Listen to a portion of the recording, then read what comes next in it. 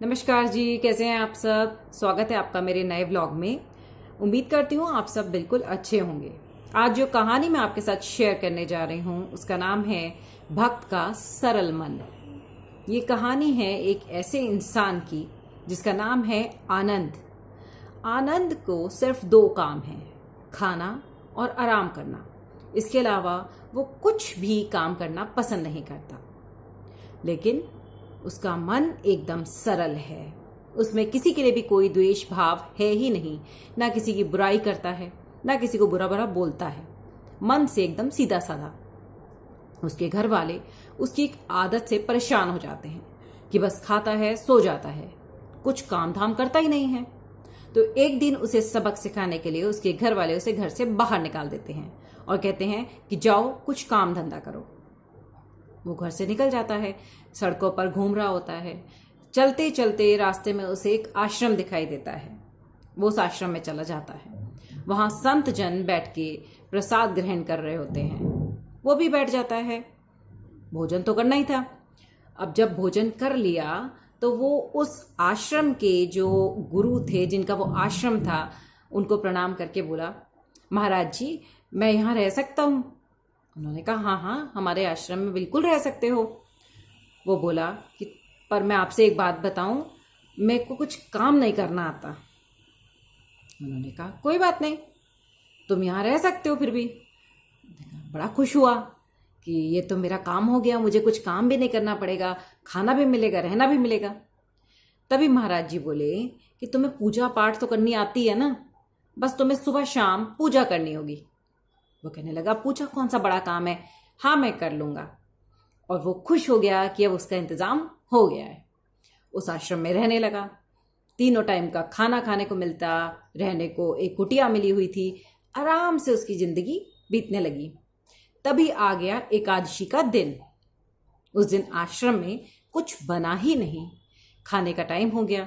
बड़ी तेज भूख लग रही थी। तो उसने किसी से पूछा कि आज खाना क्यों नहीं बना। तो बाकी संत बोले, अरे आज तो एकादशी है, एकादशी का व्रत होता है, यहाँ खाना नहीं बनता, सिर्फ एकादशी पे पूजा पाठ किया जाता है। उसकी हालत खराब, भूखा तो रह नहीं सकता था। तुरंत भागा भागा महाराज जी के पास गया। गुरु जी, मेरे को तो बहुत तेज भूख लगी है, मैं तो भूखा रह ही नहीं सकता। तो उन्होंने कहा, तो तुम एक काम करो, तुम अपने लिए भोजन बना लो, लेकिन तुम यहाँ नहीं बना सकते क्योंकि यहाँ तो सबका व्रत है। तुम नदी के उस पार चले जाओ, यहां से अनाज ले जाओ, खुद बनाओ, खुद खाओ, लेकिन खाने से पहले भगवान को जरूर भोग लगाना। उसने कहा, ठीक है। अब उसने सामान उठाया और नदी के पार चला गया। वहां जाके जैसे तैसे सब्जी बनाई, अपने लिए 2 रोटी बनाई। अब याद आया, गुरुजी ने कहा था कि भगवान का भोग जरूर लगाना। तो हाथ जोड़ के बैठ गया, भगवान आओ, भोग लगाओ, मुझे भूख लगी है, पहले आप जल्दी खाओ। उसके इतने कहने की देर थी कि उसका सरल भाव देख के ना राम जी सीता जी के साथ वहां पे आ गए।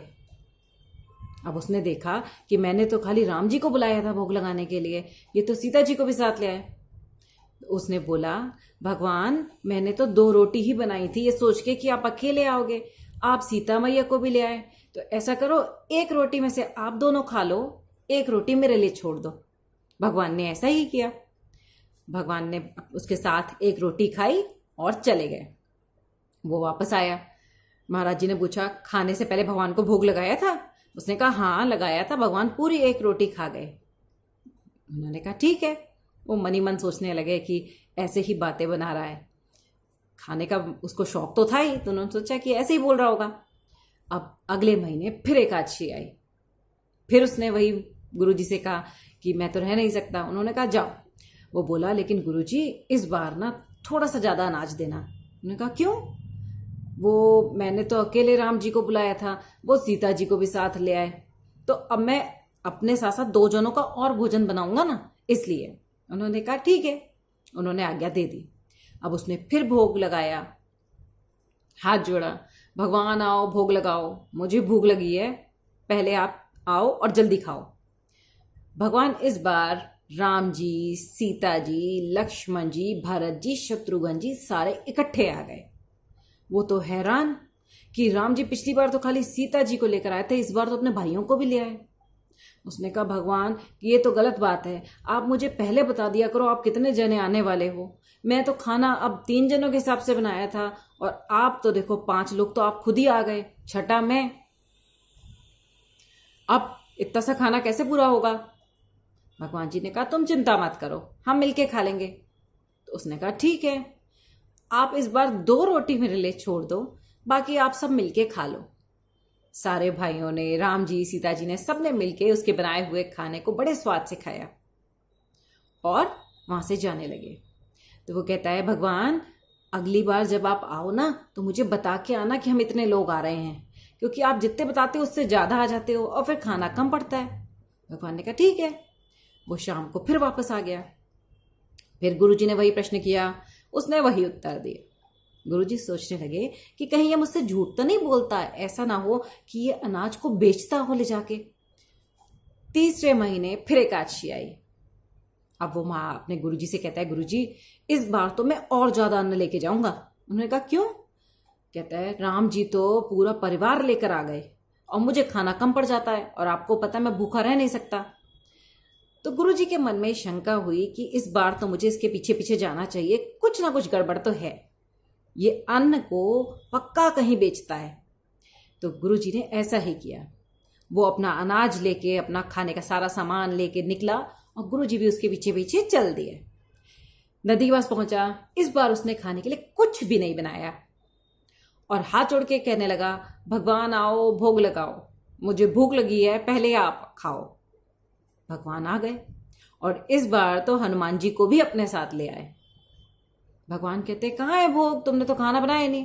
कहता भगवान जी मैंने कुछ नहीं बनाया, मुझे पता था आप पक्का किसी और को भी साथ में लेके आने वाले हो, फिर खाना कम पड़ता है, तो एक काम करो मैं सारा रसोई का सामान यहाँ ले आया हूं, आप सब मिलके खुद ही बना लो।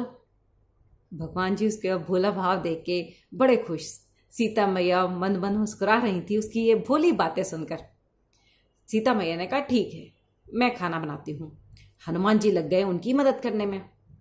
अब वो बैठा बैठा देख रहा है सब खाने की तैयारी हो रही है। पीछे से उसके गुरुजी निकल आए और कहने लगे कि ये तुम खाली बैठे बैठे क्या कर रहे हो, तुमने तो खाना भी नहीं बनाया। वो कहता है देखिए सीता मैया खाना बना रही हैं, हनुमान जी कर तो रहे उनकी मदद। और ये गुरुजी को तो कुछ दिख ही नहीं रहा था। गुरुजी ने कहा तुम मुझसे झूठ बोल रहे हो। उसने कहा गुरुजी मैं आपसे झूठ कैसे बोल सकता हूं, आप गुरु हैं, सच कह रहा हूं। ये देखिए चारों भाई बैठे हुए हैं आपके सामने। गुरुजी को कुछ भी नजर नहीं आ रहा था। गुरुजी ने कहा मैं सब समझता हूं, तुम यहां अनाज लाकर बेचते हो और मुझसे झूठ बोलते हो। उसकी आंखों में आंसू आ गए। उसने राम जी के आगे हाथ जोड़ के कहा प्रभु मेरे गुरुजी मुझे गलत समझ रहे हैं, आप मुझे दिखाई दे रहे हैं, इनको क्यों नहीं दिखाई दे रहे। भगवान जी ने कहा मैं तुम्हारे गुरु को नहीं दिखाई दूंगा। उसने कहा क्यों प्रभु। उन्होंने कहा क्योंकि तुम्हारा हृदय, तुम्हारा मन एकदम सरल और सच्चा है, लेकिन तुम्हारे गुरु का मन तुम्हारी तरह सच्चा नहीं है, इसलिए मैं कितनी भी वो कोशिश करे मैं उसे नजर ही नहीं आऊंगा। उसने हाथ जोड़कर कहा कि भगवान आज मेरे ऊपर बात आ गई है कि मैं अपने गुरु को धोखा दे रहा हूं। अगर आप उनके सामने नहीं आए ना तो वो मुझ पर कभी विश्वास नहीं करेंगे, वो कैसे समझेंगे कि मैं सच बोल रहा हूं। भगवान उसकी बात के आगे मजबूर हो गए। उन्होंने उसके गुरु को भी दर्शन दिए। अपने सामने साक्षात भगवान को पूरे परिवार सहित देखकर गुरु नतमस्तक हो गए। हाथ जोड़कर बोले मुझे माफ कर दो प्रभु, मैंने अपने शिष्य पर शक किया और आज उसकी वजह से मुझे आपके दर्शन हुए हैं। मैं इतने सालों से आपका पूजा पाठ कर रहा था पर मुझे कभी आपके दर्शन नहीं हुए, लेकिन आज इस सरल हृदय के व्यक्ति की वजह से मुझे आपके दर्शन हुए। भगवान ने कहा कि बेशक तुम सालों से हमारी पूजा कर रहे हो, लेकिन तुम्हारे मन में अभिमान है अपने ज्ञान का, अपने पद का, जो कि इसके अंदर बिल्कुल भी नहीं। अगर तुम्हारा हृदय इसकी तरह पवित्र सरल होता ना तो तुम्हें भी हमारे दर्शन हो गए होते, लेकिन आज तुम्हें इसकी वजह से ही ये सौभाग्य प्राप्त हुआ है। उसने उसी दिन से सोच लिया कि मैं बिल्कुल जीवन में अभिमान करूंगा ही नहीं, अपने शिष्य की तरह एक सीधा साधा सरल हृदय वाला व्यक्ति बनकर रहूंगा। उसने धन्यवाद किया अपने उस शिष्य को कि मैं धन्य हूं तुम जैसे शिष्य को पाकर। प्रभु ने भोग लगाया और वहां से चले गए। पता है, हमें भी ना अपने आप को भगवान के आगे बिल्कुल बच्चा समझ लेना चाहिए। जब भी भगवान की शरण में बैठे ना, तो ये सोच के बैठिए कि भगवान, हम तो बिल्कुल बच्चे हैं, हमें जो कुछ सीखा आपने ही सिखाया और आगे भी अपने हम बच्चों को आपने ही राह दिखानी है। और फिर देखिए, अगर मन बच्चा है, भाव सच्चा है, तो भगवान जरूर आएंगे। तो आज की कहानी आपको कैसी लगी, ये मुझे ज़रूर बताइएगा और इसको ज़्यादा से ज़्यादा शेयर भी करिएगा, कमेंट करिएगा, लाइक करिएगा। और अगर अभी तक सब्सक्राइब नहीं किया है ना, तो इस चैनल को जल्दी से सब्सक्राइब भी कर लीजिएगा, ताकि आगे भी मैं आपके साथ ऐसी ही अच्छी अच्छी कहानियाँ शेयर करती रहूँ। तो अगले व्लॉग में फिर आपके साथ मुलाकात होगी। तब तक के लिए जय श्री कृष्णा।